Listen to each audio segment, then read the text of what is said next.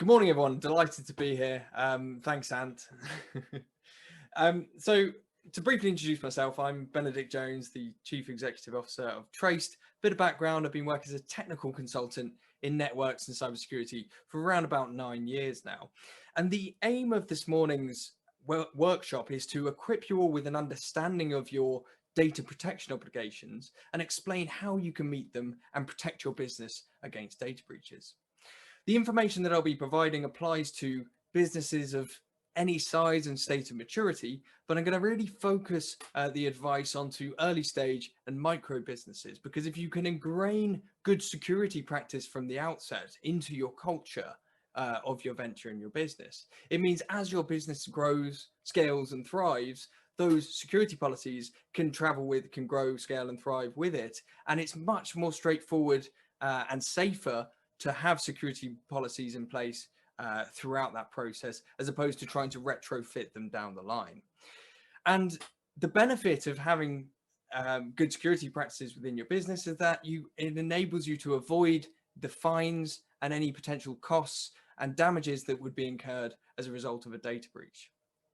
So in essence, I absolutely guarantee that the time and focus that you've kind of invested in coming here today to learn about data protection will absolutely pay dividends, both immediately and in the future as well for your business, and optimize the potential for success on your venture. So today's workshop, I've broken down into answering 3 core questions. Firstly, what is a data breach and how does it happen? Secondly, what are your legal data protection obligations? And these obligations apply whether you're a sole trader, limited company, PLC, public authority, whatever the kind of title of entity that you're looking to set up. These data protection obligations apply all the same. And to understand, or if you're looking for a reason as to why you need to meet these data protection obligations, here in the UK, our data protection is regulated by a body called the Information Commissioning Officer, which we'll come on to talk a bit more about later on. But they are actively issuing fines to businesses that don't meet their data protection obligations. So if you are looking for a reason to learn about your data protection obligations, there's 44 million of them right here, which is over the last couple of years, the ICO has issued £44 million worth of fines to UK businesses for failing to meet their data protection obligations. The final question that we'll be looking to answer, and by this point, probably the most crucial, is how you and your business can easily meet your obligations to protect your business against a data breach and avoid incurring any of the financial implications, any of the fines and costs that would be associated to it. So what is a data breach and how does it happen? Well, a data breach is a breach of security that ultimately leads to the unauthorized deletion or modification or access of private data. Typically, a data breach can involve data that belongs to you, like business intellectual property, for example, or more likely, it could be data that doesn't belong to you, like personal data, for example, that you hold on your clients. And it's important to understand that the personal data you hold on your clients belongs to them. Data breaches affect businesses large and small and arise from a variety of causes, of which, as we can see here, the primary cause and arguably the most preventable is from a cyber attack. In fact, you are as a business, you're 11 times more likely to suffer a cyber attack than you are to be burgled. So you're 11 times more likely to be digitally burgled than you are to be physically burgled. And this is a statistic that's come direct from a cyber insurer. And yet we all put locks on our doors, right? We all understand, because it's visible and we can see it. We know about physical security, and it's imperative as a business to ensure the same diligence with regard to our computers and the digital data that we hold. So you might be thinking by now, I'm a small medium business. I'm a small medium business or a micro business. Data breaches don't really affect businesses of my size. Well, unfortunately, that's not the case. Whilst data breaches that affect large enterprises tend to get the most media attention because that's how the news works. The majority of data breaches actually do happen to small businesses. And this is partially because small businesses don't have the same kind of security experience, expertise, and solutions as larger organizations tend to have. But this doesn't necessarily need to be the case. In fact, preventing a data breach is more, or rather is easier to both achieve and manage for a small business as well. And just to kind of talk openly, just so we're in understanding of what the kind of implications and repercussions if your business were to fall victim to a data breach. Unfortunately, the businesses that do fall victim, big or small, incur fines, they incur costs, and they incur damages and disruption, particularly in the startup phase, which can unfortunately be the difference between a successful and an unsuccessful venture for some, and unfortunately at the moment for many. So by now you might be thinking, well, hold on.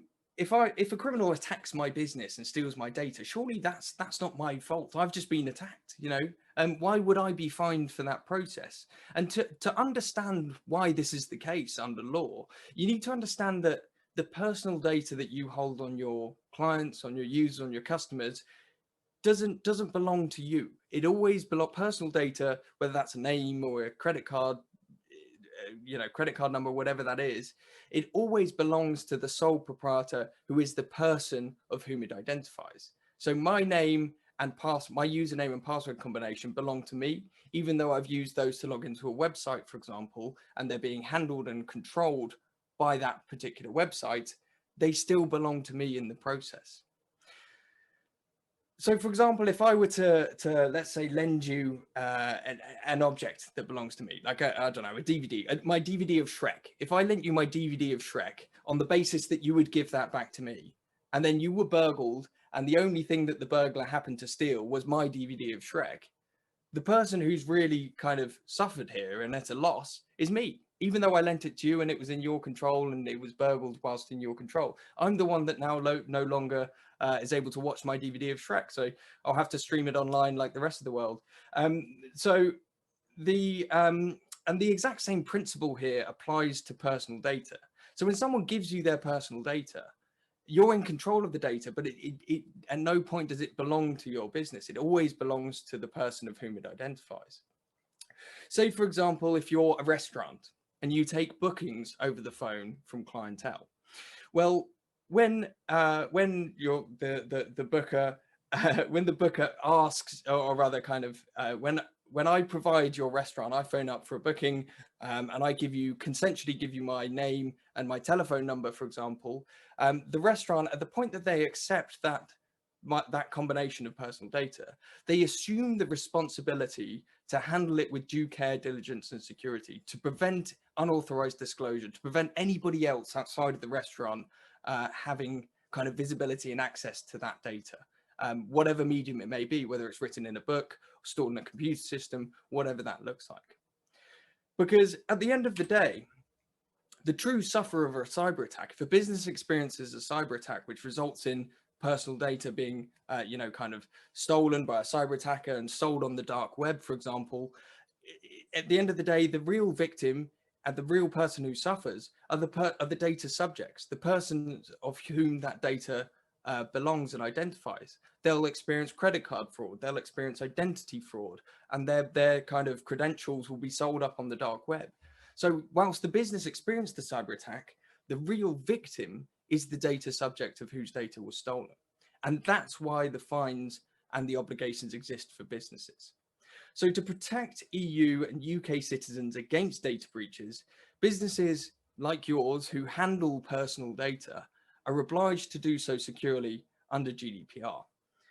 GDPR stands for General Data Protection Regulation, which sounds like the name for the world's most boring superhero, but I can confirm that general is not being used in the context of the military title. In fact, general refers to the kind of scope of coverage of this piece of legislation, of this regulation, i.e. it generally refers to all businesses who handle any personal data on EU or UK citizens.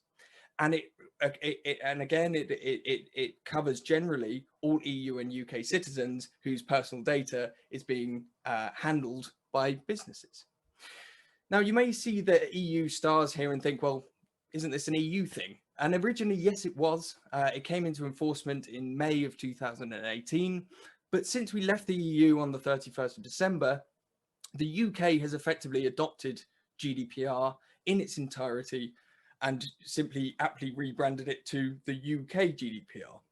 Now, we're currently going through something called an adequacy assessment with the EU, whereby they're it's expected to last 4 to 6 months. And during that time period, the EU data is allowed to flow freely, personal data between the EU and the UK. And during that time, the EU are going to assess as to whether the UK's GDPR aligns with the kind of standard that the EU GDPR has, and their data protection is sufficient in order for that data to continue to flow freely between the UK and the EU, because no one wants that to be disrupted at any point. And it's expected to be the case, but time will tell as time goes along. So Toby, I can see exactly, it's as if you've seen this presentation before, but GDPR covers 4 core areas of adherence with regard to handling and collecting data. The first of which is around consensual collection of that data. You know, when you go on a website and it immediately pops up and says, hey, we use cookies, click here to accept the cookies. Well, that's effective. That's GDPR that's put that in place. And it's enforced and it's mandated under GDPR for that website to inform the user who's landed on the website that they are tracking and profiling and tracking the behavior of that individual who's accessed the website at all times. Similarly, when you sign up for I don't know, some sort of service, there's an opt-in, opt-out checkbox, for example, to say, yes, send me marketing material and promotional information. Again, that's GDPR that's put that in place, because for businesses to consensually send you marketing material, you have an opt-in, opt-out option under GDPR, which is why that option is given to you. The second area of GDPR is around accountability and governance. So, as I mentioned previously, GDPR applies to any business that stores and handles personal data on EU and UK citizens. And any business that handles, which is pretty much, to be honest, the vast majority of businesses, if not everyone on this call today, that will apply. Which means, in fact, you need to, once you're handling that personal data, there's an obligation to register with the ICO, who are the Information Commissioning Officer. They're the regulatory body here in the UK. It costs £40 to register for a year. You could do it through their website. And effectively, it's a way of declaring that you are handling personal data as a business, and it's mandated under GDPR. In terms of who in the business is responsible for ensuring that these policies are met, if your venture, and it involves one of 3 things, if you intend to become a public authority or a public body, if you intend to monitor the behavior of individuals, of EU and UK citizens as part of a core activity, or if you handle special PII, which is like kind of really scrutinous types of data like medical records and criminal records, for example, if your venture involves one of those 3 things, you need to elect somebody in your business who wears the title of Data Protection Officer. Now, I'd expect to the vast majority of us on the call, we're not planning on doing one of those 3 things. So we're not going to drill down into the Data Protection Officer too much. If you don't do one of those 3 things, you're not mandated to elect one. So just bear that in mind. The third area of GDPR is around data security. And this is my kind of bread and butter, ensuring, and it's mandated under GDPR, that your business take and ensure appropriate security measures to secure personal data of EU and UK citizens. And again, this is what we're going to kind of focus on today, because if you can crack this, if you can nail this section and ensure that your business achieves appropriate security, of which I'll advise how you can achieve that, then in the event of a data breach, which if a data breach were to happen, A, it dramatically reduces the risk, but B, if it were to happen, the financial implications, your business wouldn't be fined as you've taken appropriate measures to mitigate and try to prevent against it. And the fourth and final kind of core area of GDPR is around privacy rights.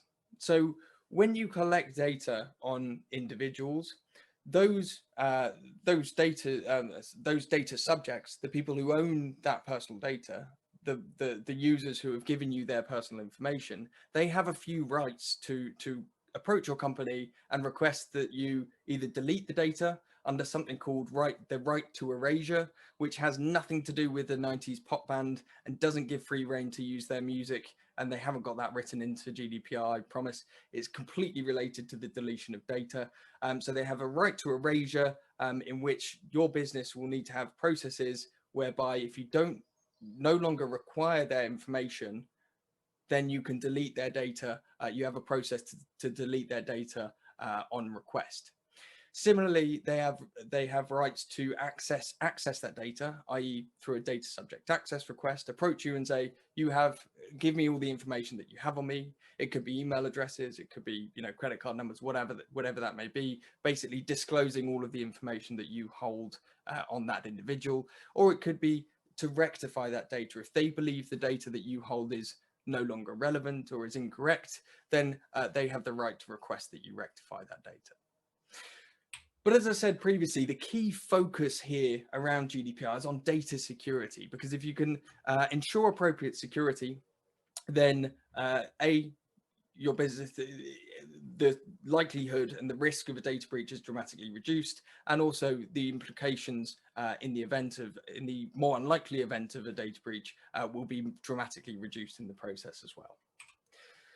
So in terms of exactly what your data protection obligations are under GDPR, they are precisely this. So this is literally taken out of GDPR.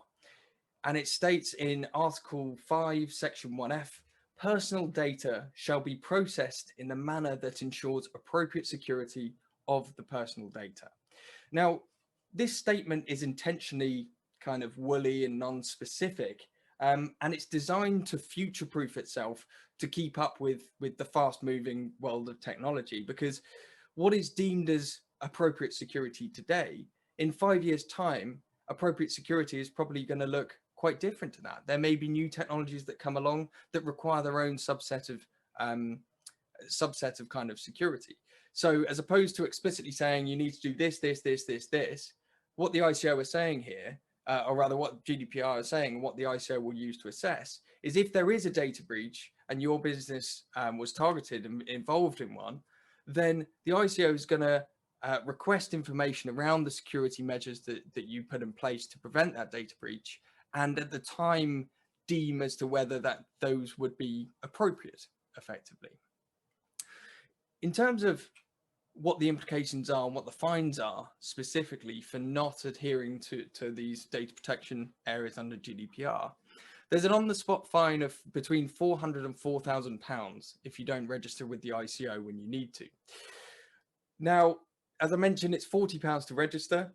So if you should register and you haven't, the fine is 10 times the annual cost. It's literally just kind of registering with the ICO so they know that you are handling personal data, i.e. users are giving you personal data and you have access to that. The more kind of scary of the two fines is in the event of the data breach or a data breach, a business can be fined up to 20 million euros or 4% of the worldwide turnover.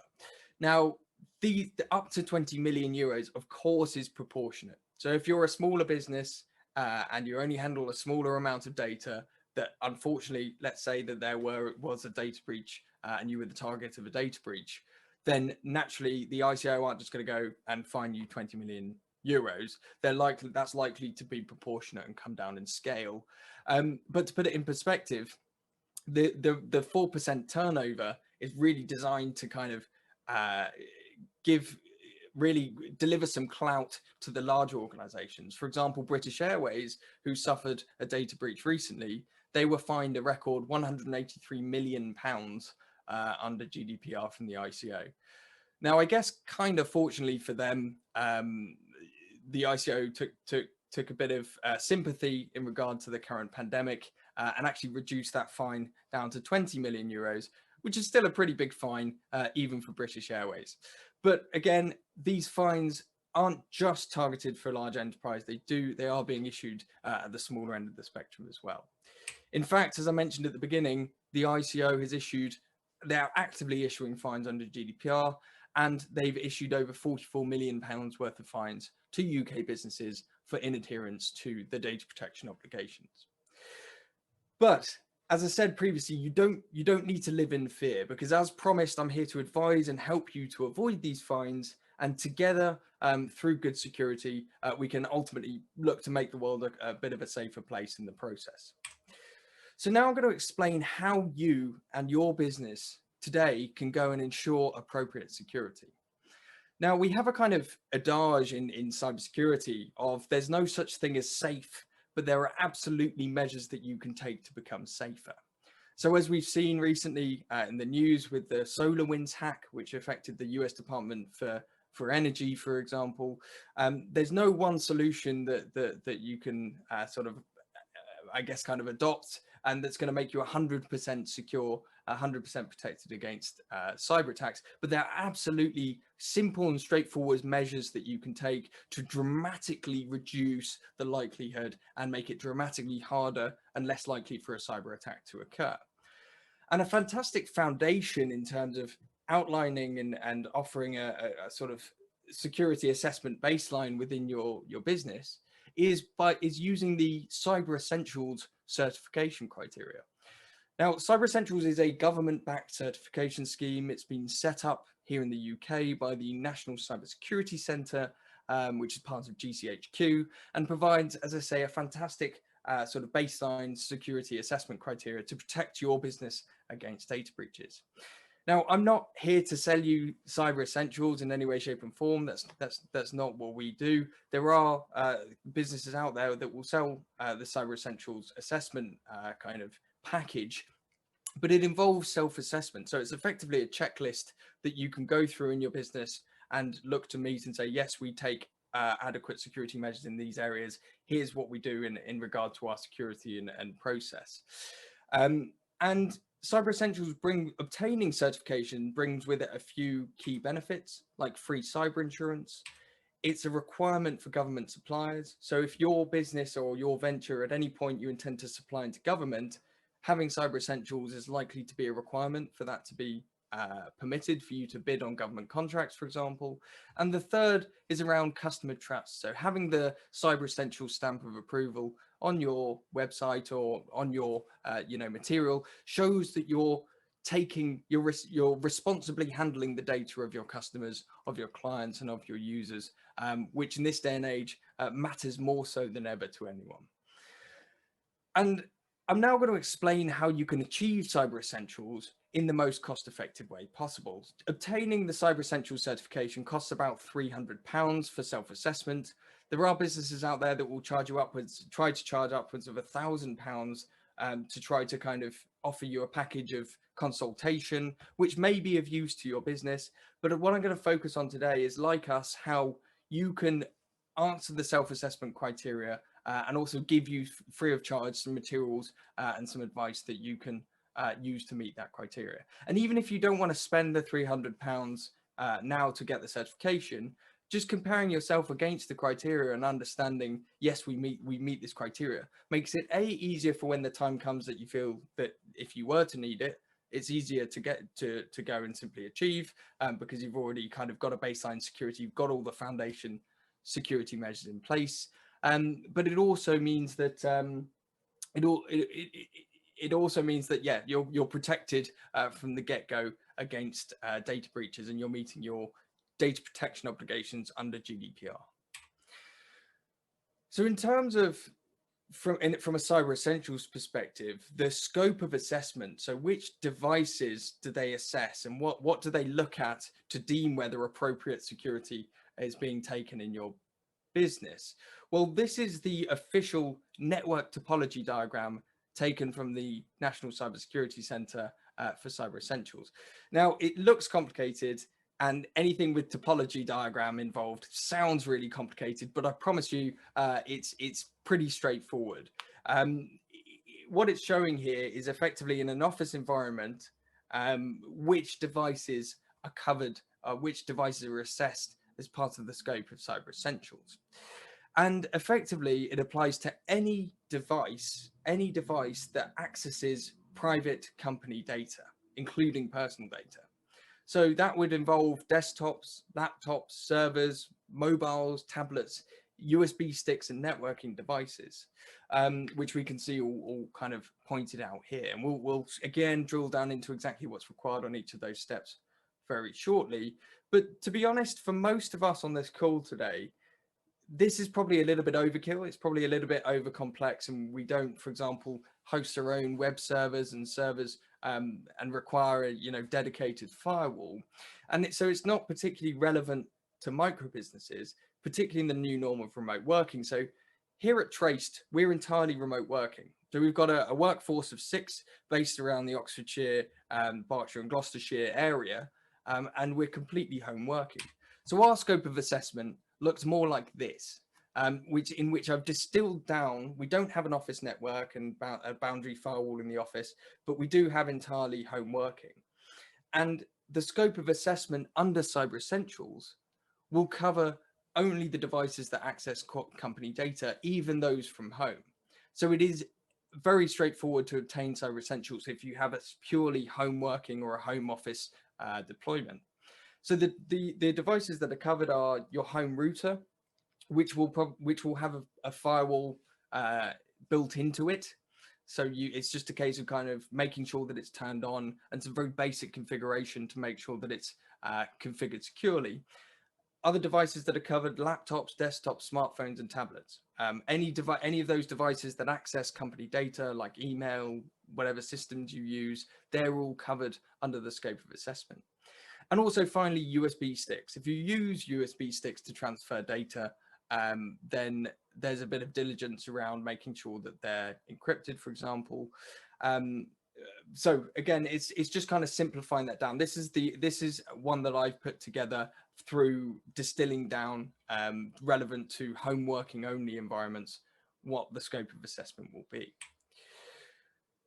Now, to talk about the actual assessment process itself, as I say, with Cyber Essentials, to achieve the certification, you'll be given a checklist of questions that you need to answer, and some of that you'll need to kind of answer to ensure that you have security in place. And the questions focus on 5 core areas of security, as you can see here. Now, at the end, once we've gone through a few of the questions, I'm going to distill down the advice to 3 key steps that you can follow in your business in order to achieve and satisfy the questions for all 5 of these areas. So firstly, let's talk through some of the key questions that you'll be asked as part of the Cyber Essentials self-assessment. And if you can answer yes to all of these, and I'm going to help you answer yes to all of these, then you can meet the vast majority of the Cyber Essentials assessment criteria. So the first area of a security assessment is around secure configuration. So ensuring that manageable measures are taken to ensure that your device's configuration offers appropriate security for your business.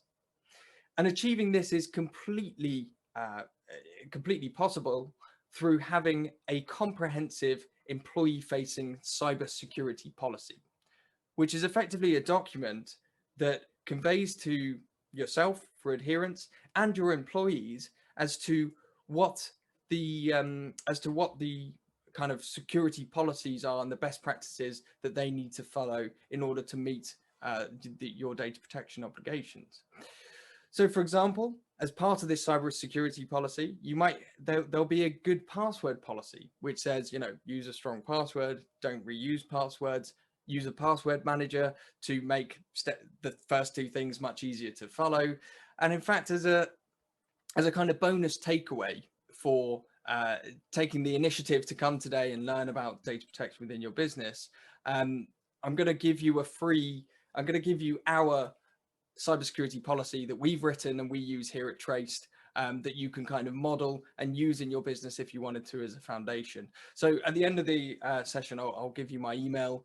Drop me an email if you'd like access to that cybersecurity policy. I'd be more than happy to share it with you, because when we sort of first started Traced, we looked online and there were some business cybersecurity policies available online, but they weren't written in user-friendly language.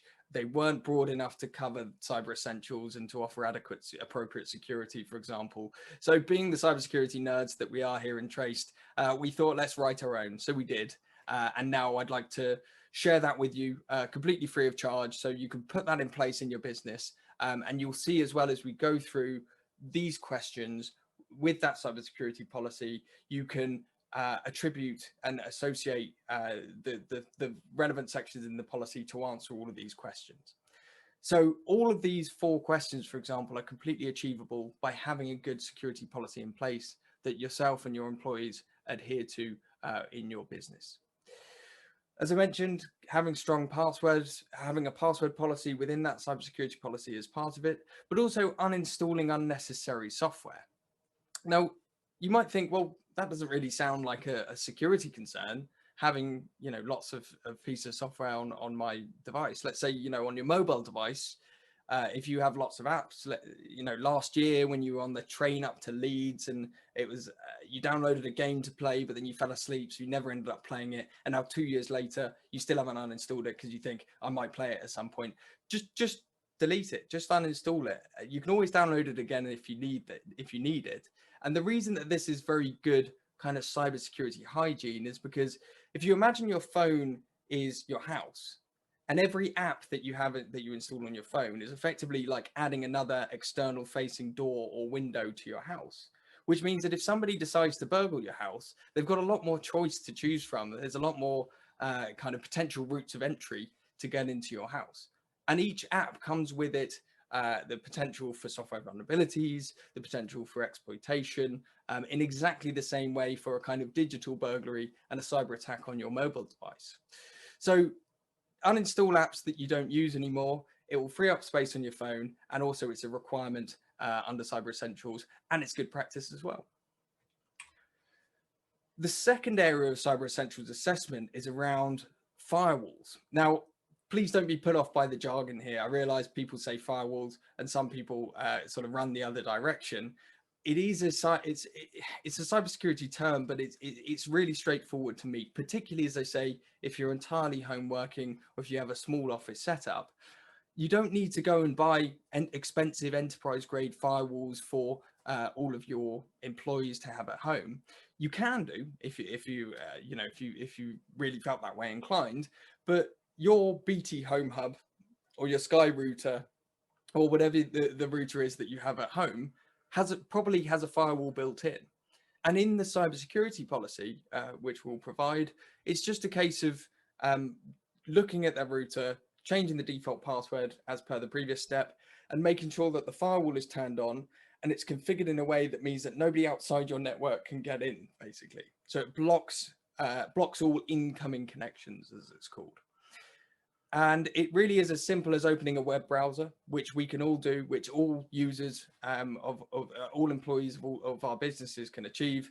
Looking on the back of the router that was provided, finding the admin username and password, authenticating into the kind of router configuration page, and just double checking that the firewall is turned on, and some very basic configuration to make sure that it's not putting your organization at risk. So that's the steps. You don't need to spend any money explicitly to achieve this. It can entirely be achieved through double checking and making sure that appropriate security measures are taken even on home networking and equipment. And again, all covered in the cybersecurity policy if you'd like to take a look. The second point around here is with enabling firewalls on your laptops and desktops and servers as well. So if you do use laptops, desktops and servers, again, in the cybersecurity policy, it's a case of double checking that the firewall is turned on. It's very straightforward to do. There's a link on how to do it on Windows and Mac in the cybersecurity policy that we have. If not, if you Google how to turn on the firewall in Windows, it should be on by default. But again, it's just a case of double checking and making sure that this is all turned on. The third area of Cyber Essentials is around having strong user access control policies. So by having policies in place to delete and revoke access to leavers. So if you have employees that leave, for example, then you need to have a policy and a process in place in order to make sure that you delete their accounts, and you make sure that only users can only access areas that they need to, and that will reduce the risk and impact of a data breach in the process. The penultimate area of Cyber Essentials around having anti-malware software installed on your computer devices, your laptops, desktops, servers, smartphones, tablets, iPhones, iPads. You probably all have antivirus on your Windows devices and your Mac devices, which again is a requirement under Cyber Essentials. But I'd imagine fewer of us here on the call today probably have antivirus installed on our mobile devices. Well, over the last 4 years, something that's happened over the last 4 years, and this is an example of how kind of technology has advanced and cyber attacks have slightly changed the direction of their attacks.